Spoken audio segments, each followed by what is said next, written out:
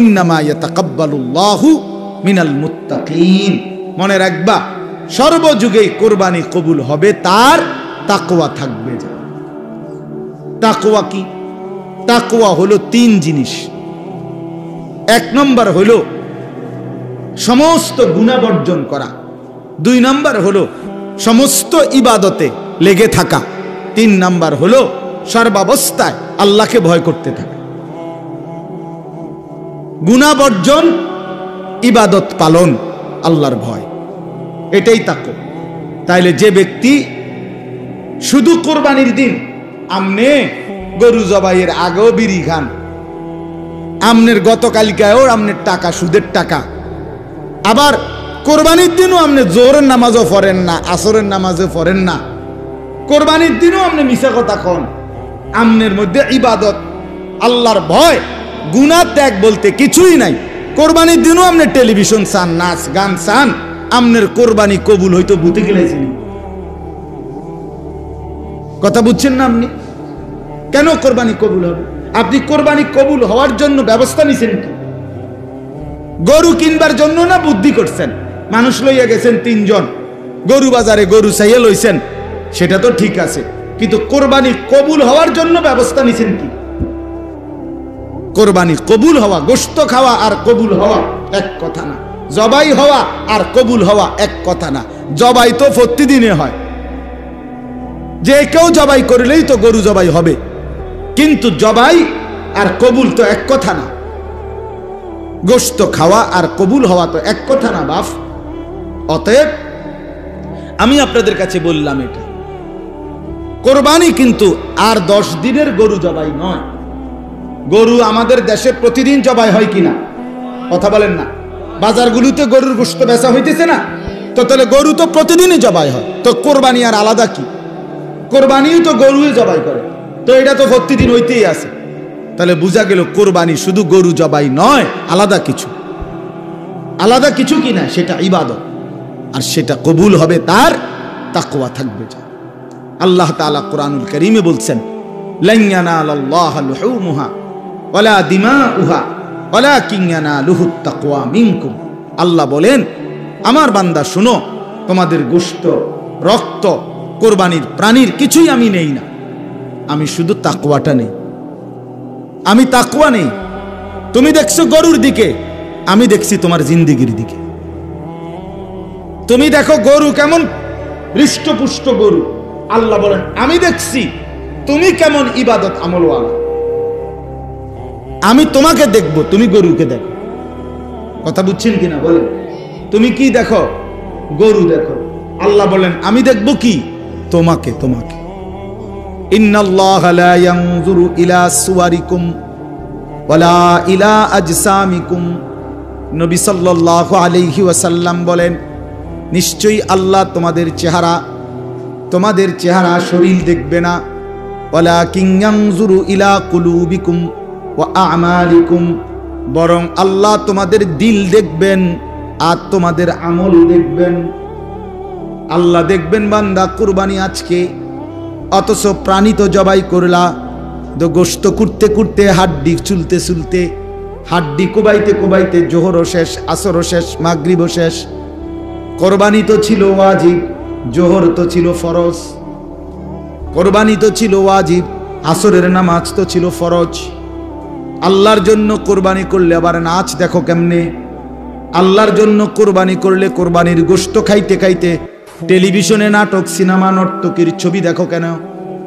এটা কেমনে হইল আল্লাহর জন্য? এটা কেমনে হইল কোরবানি? এটা তো আর 10 দিনের মতো, বছরের অন্য দিনের মতো গোশতই খাওয়া। হ্যাঁ বলেন?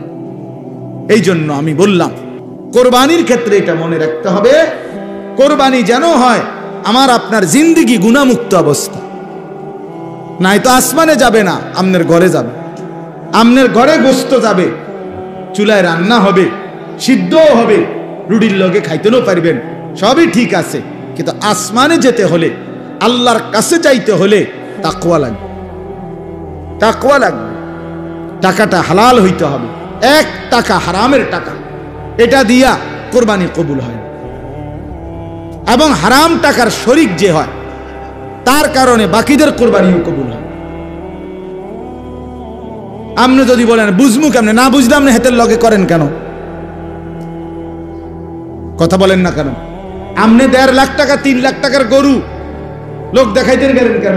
আপনার সন্দেহ হয়, আবার সামর্থ্য আপনার পুরা নাই, কম, আপনি পুরা পারতেন না 1 লাখ টাকার কোরবানি দিতেন, আপনি খাসি কোরবানি দেন। এটা তো ইবাদত, এটা তো গোস্ত খাওয়া না। কথা বুঝছেন? এই জন্য মনে রাখতে হবে, 1 টাকা হারাম টাকা, সুদের টাকা, ঘুষের টাকা, বাজারে ব্যবসা করে ওজনে কম দেয়, তো এ তো ধোঁকাবাজ, এ তো ধোঁকাবাজ। পণ্যের গুণাগুণ 2 নম্বর মালরে 1 নম্বর বলে, 3 নম্বর মালরে 1 নম্বর বলে, এ তো ধোঁকাবাজ, বাটপার। তাহলে এই বাটপারে যে টাকাটা নিল, এটি বাটপারির টাকা না? কথা বলেন না কেন? তো এ তো নাজায়েজ টাকা। এই টাকা দিয়ে কোরবানি জবাই হবে প্রাণী, গোস্ত জোরসো হইব, ভাতও খাওয়ান যাইব, রুটিও খাওয়ান যাইব, তা আসমানে যাবে না। কোথায় যাবে না? আসমানে যাবে না, রবের কাছে যাবে না, মালিকের কাছে যাবে না। কথা সত্য হইল, এটাই সত্য, সত্য। এরুম যদি আপনি বলবেন এরুম এরুম কইলে আর কয়জনে কোরবানি দিব? দিয়েন না আপনারা কেউ, অসুবিধা কি? কথা বলেন না কেন? আল্লাহ ঠেকে যাবে, ঠিক না? ফেরেশতারা আটকা ফেরে যাবো নাকি? তো আর অসুবিধা কি? সমস্যা কি? কোরআনে আল্লাহ বলছে ওমান কাফারা ফাইন্নাল্লাহা গানিয়্যুন আনিল আলামিন। আল্লাহ বলে তোমরা যারা হজ করতে অস্বীকার করো, অবজ্ঞা করো, অবহেলা করো, তাইলে মনে রাখো কোনো সমস্যা নাই, আমি আল্লাহ গোটা পৃথিবীর সমস্ত মানুষ কারো প্রতি মুখাপেক্ষী নই, আমি সবার থেকেই অমুখাপেক্ষী। কেউ যদি আমাকে সেজদা না করে আমি আল্লাহর বড়ত্বের মধ্যে কমবে না, আবার সবাই যদি আমাকে সেজদা করে তবুও আমি আল্লাহর বড়ত্বে বাড়বে না। আল্লাহ বাড়েও না, কমেও না। কথা বোঝেন না? সবাই নাফরমানি করলেও আল্লাহ কমে না, সবাই জুনায়েদ বাগদাদি হয়ে গেল আল্লাহ কি হয় না? বাড়ে না। আল্লাহ তো আল্লাহই, ওয়াহুয়াল আলিয়্যুল আযীম, তিনি তো বড়ই, তিনি তো আজিম, তিনি তো আকবার। আল্লাহু আকবার, তিনি তো বড়ই। আপনি কীর্তন বড় বানাইবেন? আপনি বড় বানাইবেন কেন? বরং আল্লাহর নাম নিলে আল্লাহ আপনারে বড় বানাবে। কিতাবের মধ্যে আছে কোন বান্দা যখন বলে সুবহানাল্লাহ, বলেন তো, আবার বলেন তো, আল্লাহ বলে এটার অর্থ হলো হে আল্লাহ আমি আপনার পবিত্রতা বর্ণনা করিতেছি, এই সুবহানাল্লাহ অর্থ। তো আল্লাহ বলে আচ্ছা মাশাআল্লাহ বান্দা তুমি আমার পবিত্রতা বর্ণনা করছো, আমি তো এমনিতেই পবিত্র, তুমি বললেও না বললেও তো ঠিক আছে, সাব্বাহতানি, তুমি আমার পবিত্রতা বর্ণনা করেছো, চলো উসাব্বিহুকা, আমি তোমারে পবিত্র বানায় দিলাম। আলহামদুলিল্লাহ বলেন তো। আল্লাহকে আমি বললাম আল্লাহ আমি আপনার প্রশংসা করছি। আল্লাহ বলেন তুমি আমার প্রশংসা করলা, আমি তো এমনিই প্রশংসিত, যাও তোমাকেও আমি প্রশংসিত বানায় দিলাম, মানুষ তোমারে ভালো বলবে। জিকির করে দেখো, তোমারে দেখবা মানুষে ভালো করবে, কবো লোকটা নামাজি, লোকটা আল্লাহওয়ালা, লোকটা জিকির আজকার করে, বলবে মানে আল্লাহ জিকিরের বরকতে তোমারে কি বানায় দিবে? দামি বানায়। তাইলে আল্লাহ তাআলা বলেন তোমরা কেউ বন্দিগি না করলেও আমার সমস্যা নেই, আমার সমস্যা নেই। তাহলে আমার এই কথাটা আপনারা মনে রাখবেন, কোরবানি যেন হয় 100% হালাল টাকা থেকে, বলেন ইনশাআল্লাহ। 2 নাম্বার, কোরবানি যেন হয় গুনাহমুক্ত জীবন নিয়ে। কি নিয়ে বলেন না? গুনাহমুক্ত জীবন নিয়ে। গুনাহমুক্ত জীবন, গুনাহমুক্ত জীবন, গুনাহমুক্ত জীবন নিয়ে কোরবানি যেন হয় আল্লাহর সন্তুষ্টির জন্যে। এরপরে আসেন আরেকটা কথা, সেটা হলো হজ। আল্লাহ তাআলা বলেন প্রত্যেক জাতির জন্য আমি হজ্জের বিধান রেখেছি। এই জন্য হজ এটাও আল্লাহ তাআলার মহব্বতের, ভালোবাসার সর্বোচ্চ নমুনা, সর্বোচ্চ নমুনা। কেউ যখন আল্লাহকে ভীষণ ভালোবাসে প্রিয় নবী সাল্লাল্লাহু আলাইহি ওয়াসাল্লামকে খুব ভালোবাসে, তো ওই ব্যক্তির চূড়ান্ত ভালোবাসার নমুনা হজ। হজের মাধ্যমে আল্লাহর বান্দা আল্লাহর ভালোবাসার সর্বোচ্চ নমুনা পেশ করে। কোরবানির ক্ষেত্রে এটা মনে রাখতে হবে, কোরবানি যেন হয় আমার আপনার জিন্দেগি গুনাহমুক্ত অবস্থা, নাই তো আসমানে যাবে না, আমনের ঘরে যাবে, আমনের ঘরে গোশত যাবে, চুলায় রান্না হবে, সিদ্ধও হবে, রুটির লগে খাইতেও পারবেন, সবই ঠিক আছে, কিন্তু আসমানে যেতে হলে, আল্লাহর কাছে যাইতে হলে তাকওয়া লাগবে। এক নাম্বার অর্থ হইল কোরবানি। তাহলে বুঝা গেল অর্থ কি হবে? আল্লাহ বলেন প্রত্যেক উম্মতের জন্য, প্রত্যেক জাতির জন্য আমি আল্লাহ কোরবানি নির্ধারণ করেছি, এটা যদি অর্থ হয়। দুই নাম্বার, এই শব্দটার দ্বিতীয় অর্থ হলো হজ। তাইলে অর্থ কি দাঁড়াইল? প্রত্যেক জাতির জন্য আমি আল্লাহ হজ্জের বিধান রেখেছি। তিন নাম্বার অর্থ হইল ইবাদত। ইবাদত আমরা নামাজ, রোজা, হজ, যাকাত, জিকির, তেলাওয়াত এগুলোর ইবাদত বলি না, এই ইবাদত। তাহলে অর্থ হইল কি? যে প্রত্যেক জাতির জন্য সর্বযুগে সর্বকালে আমি আল্লাহ ইবাদত নির্ধারণ করেছি, অর্থাৎ আমি আল্লাহর ইবাদত করতে হবে না এমন কোন জাতি আমি বানাই নাই, এমন কোন মানুষ আমি আল্লাহ বানাই নাই। কোন মানুষকে কোন যুগে কোন কালে মানুষ বানাইছি, অথচ আমার ইবাদত করতে হয় নাই বা বলি নাই বা চাই নাই আমি, এমন হইতে পারে না। ইবাদতবিহীন মানুষ হয় না, মানুষ ইবাদত ছাড়া থাকতে পারে না। এই জন্য যে মানুষ ইবাদত করে না, আল্লাহর বন্দিগি করে না, সে কোনো মানুষ না, সে কোনো মানুষ না, সে জন্তু জানোয়ারের একটি আইটেম, এক প্রকার। গরু ছাগল যেমন জন্তু, এটাও একটা জন্তু, এটাও এক ধরনের প্রাণী। ছাগল 4 ঠ্যাংওয়ালা আর এটা 2 ঠ্যাংওয়ালা, ওই শুধু ঠ্যাং 2টা কম, এতটুকু। নাই তো এটাও এক ধরনের কি জন্তু, এটাও একটা প্রাণী।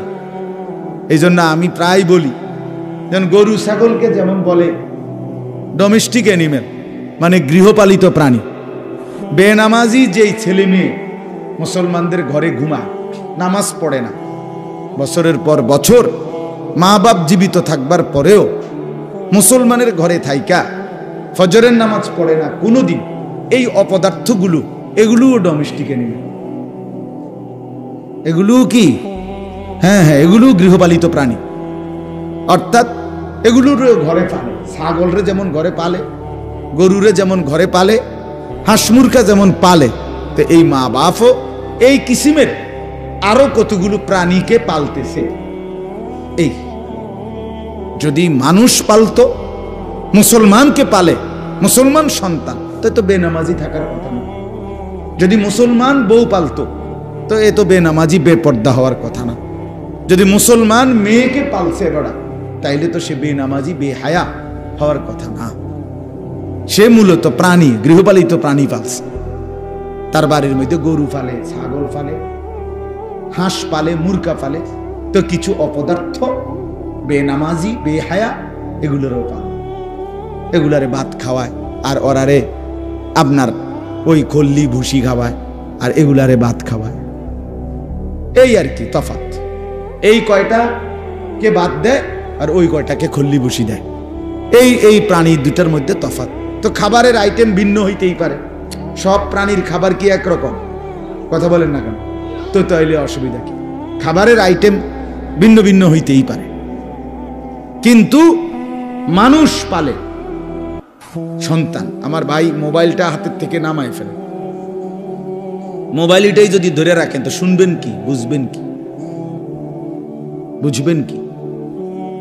এই জিন্দিগি মানে 1 সেকেন্ড জীবন মোবাইল থেকে আলাদা হইতে চায় না। দুশ্মন এইভাবে আমগরে মাথার ঢুকায়, মানে এটারে মোবাইল দিয়ে প্লাস্টার করে দিছে মাথাটা একসাথে।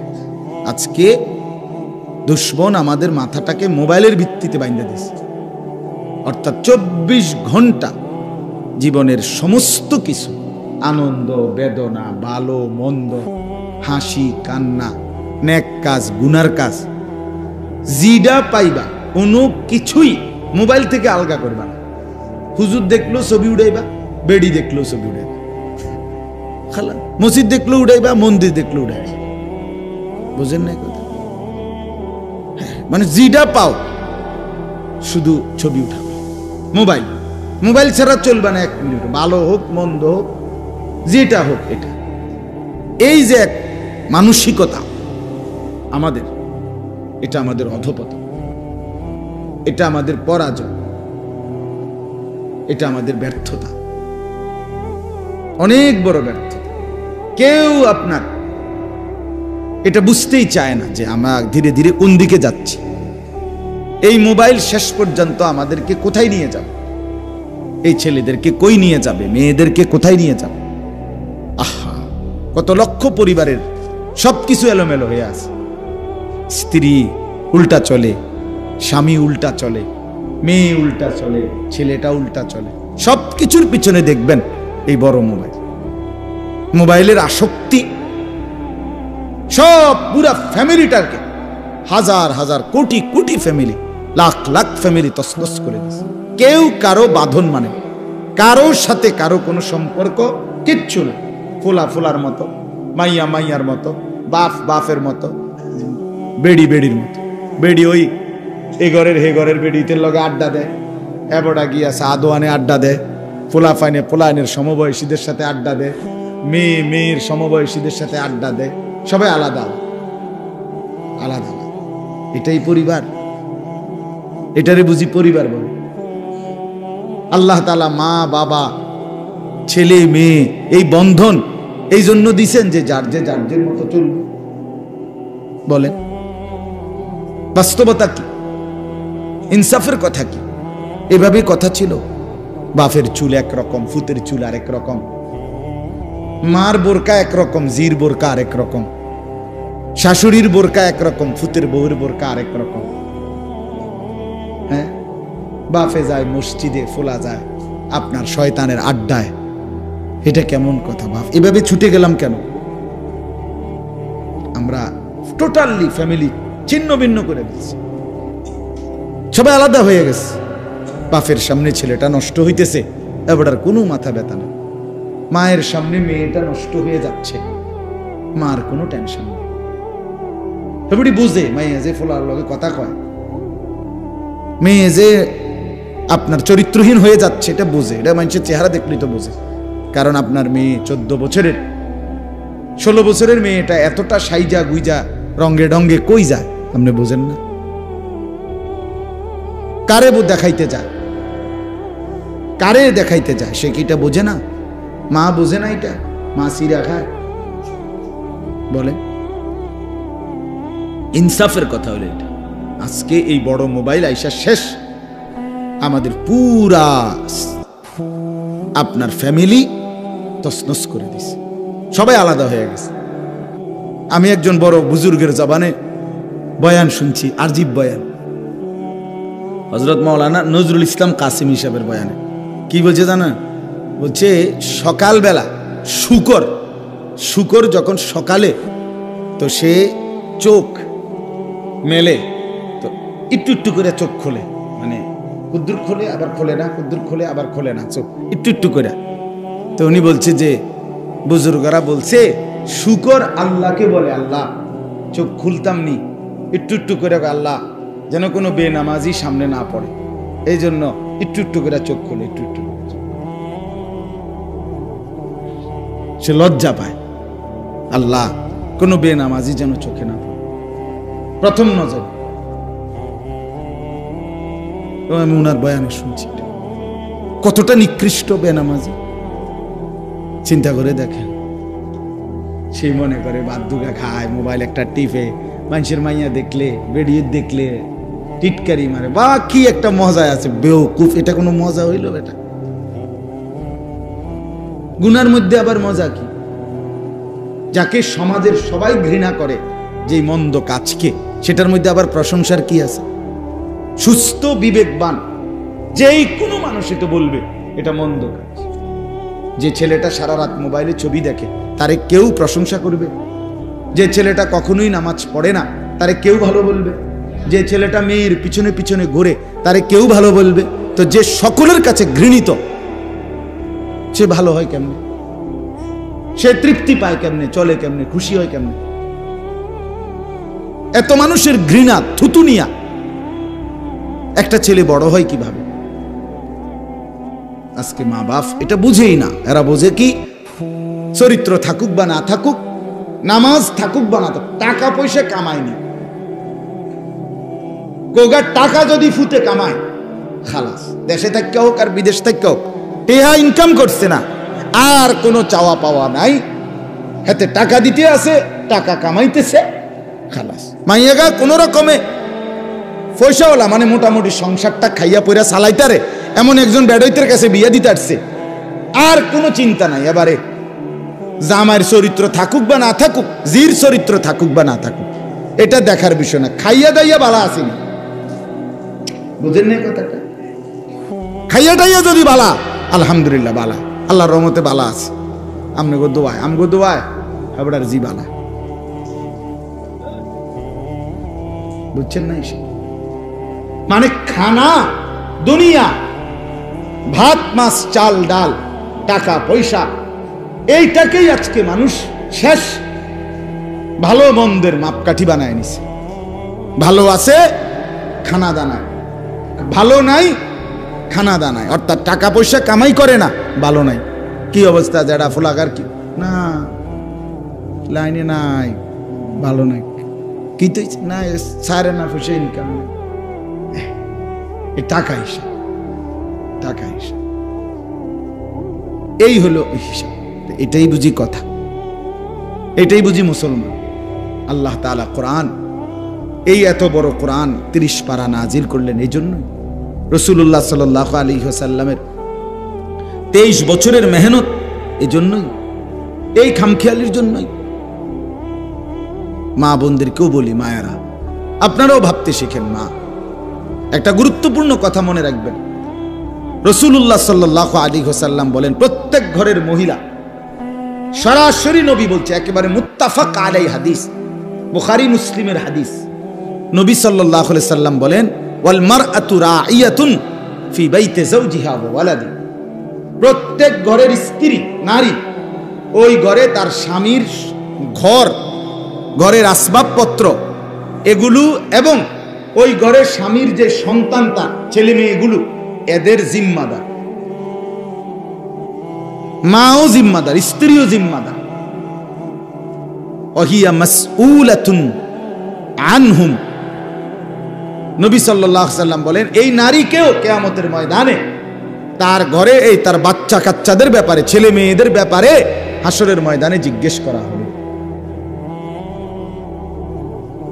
তোমার হাতে নষ্ট হয়ে গেল কেমনে ছেলেটা, তুমি মা বেঁচে থাকতে। এই যদি জন্মের সময় মা হারাইতো তাহলে একটা ভিন্ন ব্যাখ্যা হইতো, তাও তো অভিভাবক ছিল, কিন্তু তুমি মা বেঁচে থাকতে। আপনারা একটা জিনিস ভাবেন তো, মনে করেন একটা বাচ্চা 2 বছরের আগ টাইম থেকেই কথা বলা শুরু করে, এটা বুঝেন তো সবাই নাকি? আপনারা দেখছেন না বাচ্চা কথা বলে? তো বাচ্চাকে মানুষ কথা বলে 2 বছর থেকে ধরেন, তো এই 2 বছর বয়সী নিয়ে স্কুলে ভর্তি করায়, মাদ্রাসায় ভর্তি করায়নি, কয় বছরে করায়?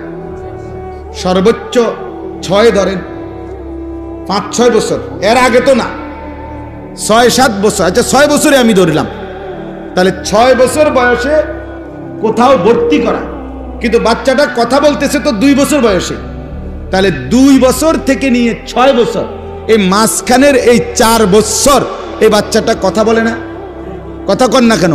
তাহলে এই 4টা বছর তারে কথাবার্তা চলা ফেরা শিখাইবার কি কারো দায়িত্ব নেই? এই সেটা মা, সেই দায়িত্বটা মার। এই 6 বছরে যদি কেউ তার বাচ্চাকে কোনো কিছু নাই শিখাইলো, তো এই 4 বছর আগের থেকে ফোলাটা কথা কয় কেন? বাচ্চাটা কথা বলে কেন? তাই বলেন, কথার কথা। আমার 2.5 বছরের বাচ্চা মেয়ে, সে তো আলহামদুলিল্লাহ কলেমা পড়তে পারে, লা ইলাহা ইল্লাল্লাহ বলতে পারে, আউযু বিল্লাহি মিনাশ শাইতানির রাজিম এটা কইতে পারে, বিসমিল্লাহির রহমানির রহিম এটা বলতে পারে, ভাইঙ্গা ভাইঙ্গা কয় আর একটু একটু করে কয়। এটা তো তার ঘরে ওই বাচ্চার মা, আমার বিবি, তার বোন মানে আমার বড় মেয়ে, তো তারা একটু একটু করে শিখাইতেছে। তাহলে এদের দায়িত্ব নাই? তো মারা দায়িত্ব পালন করে কই? মারা জিন্দিগি বানায় নিছে তাদের সাজগোজ, গহনা অলংকার, নিজের শরীরের কাপড় চোপড়, এইটা যথাসম্ভব বাজার মার্কেট থেকে কিনা, আর বাকি টাইম রান্না বান্নার অতিরিক্ত তারা নাটক, সিনেমা, টেলিভিশনের সামনে কিংবা নিজ মোবাইলে এই টিপতে থাকা, এ খালাস। এই জিন্দিগি। সন্তানকে গড়বে কে? ছেলেটাকে কে গড়বে? মেয়েটাকে কে জীবন সাজিয়ে দিবে? আরবি ভাষায় প্রবাদ আছে, হিদনুল উম্মাহাত মাদ্রাসাতুল বানাত। মায়ের কোল সন্তানের পাঠশালা, সন্তানের বিদ্যালয় মায়ের কোল। মায়ের কোলে বাচ্চা দিন শিখে, মায়ের কোলে বাচ্চা আল্লাহ চিনে, মায়ের কোলেই বাচ্চা আখিরাত চিনে। আজকে এই বাঁধন ছাড়া হয়ে যাওয়ার কারণে 16 বছরের মুসলমানের ছেলে একটা সূরা শুদ্ধ বলতে পারে না। আহারে ব্যর্থতা। ওফ, এত সুন্দর মুসলমানের বাচ্চা 14 বছর, 16 বছর, 18 বছর আল্লাহর কোরআনের একটা সূরা শুদ্ধ করে পড়তে পারে না। এর চাইতে বড় ব্যর্থতা আমাদের, লজ্জা, লাঞ্ছনা আর কি হইতে পারে? কি হইতে পারে বলে?